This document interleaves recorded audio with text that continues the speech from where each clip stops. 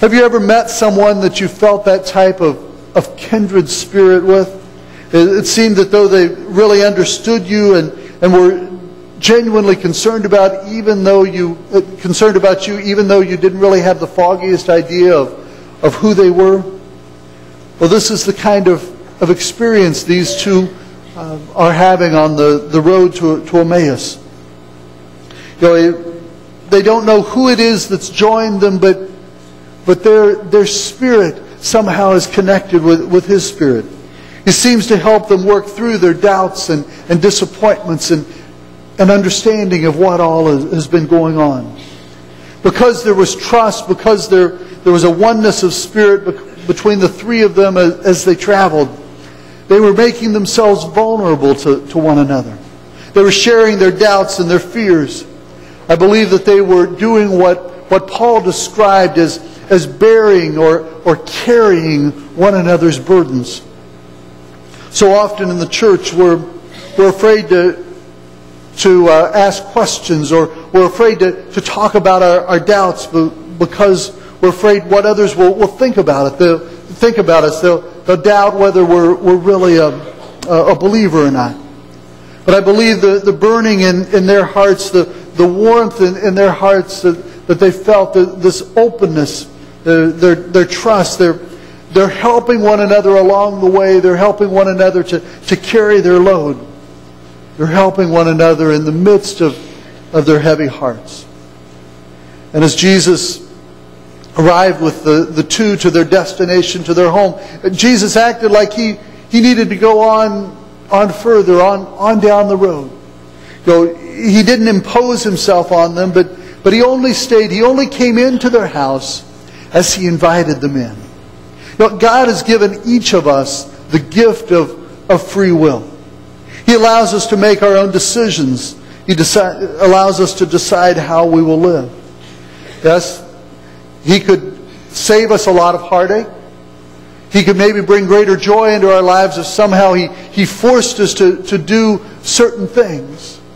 But God doesn't choose to treat us like puppets on a string in which He determines our every move. He allows us to choose whether we want to invite Him in or whether we want to hold Him at arm's length. He lets us decide whether we want to listen to Him or whether we want to reject Him. Even when we're facing good times, God wants to come near and to give us His peace and a deep sense of compassion and comfort. In the tough times, He promises us that He will never leave us nor forsake us. He promises us that He will give us a fresh start. He offers us forgiveness. He offers us His peace. Jesus wants to meet each of us at our point of brokenness. But sometimes because of the brokenness, we fail to recognize who He is. There are times that we're hurting so badly that we don't recognize Jesus in our presence. So what keeps us from recognizing Christ's presence in our life? First of all, we may not recognize His presence simply because we're not looking. I enjoy putting jigsaw puzzles together. A few years ago, Bootsy got me one that she thought would be a challenge for me, which she was right. It was a 1,000-piece puzzle, and that puzzle had it really wasn't that pretty of a picture. It really wasn't that colorful of a picture, but it had lots of greens and grays in it. And I remember when I first started sorting the pieces, I thought, how am I ever going to get this together? Because there's just all these green and gray pieces of puzzle. But the longer I looked, the more closely I looked, I realized that there were various hues of green and various hues of gray. And so even though there wasn't great distinction in the colors, there were differences. And over time, I could see those fine differences and was able to put the puzzle together. God does not make it hard for us to find Him. But sometimes we fail to look close enough to recognize that He is in our midst. sometimes we miss Him simply because we're not looking. The second reason that we may not recognize Christ or may not see Him at work is because we're too focused on ourselves. I believe the travelers on the road to Emmaus were so consumed by their own grief that they really couldn't focus on anyone else. They couldn't focus on this man that was walking with them, who he was and anything about him. Their own task of trying to sort everything out was so overwhelming for them that they really couldn't find out more about who it was that was walking with them. But Jesus wants to meet us at our point of need and brokenness. But sometimes in that brokenness, we fail to recognize His presence with us.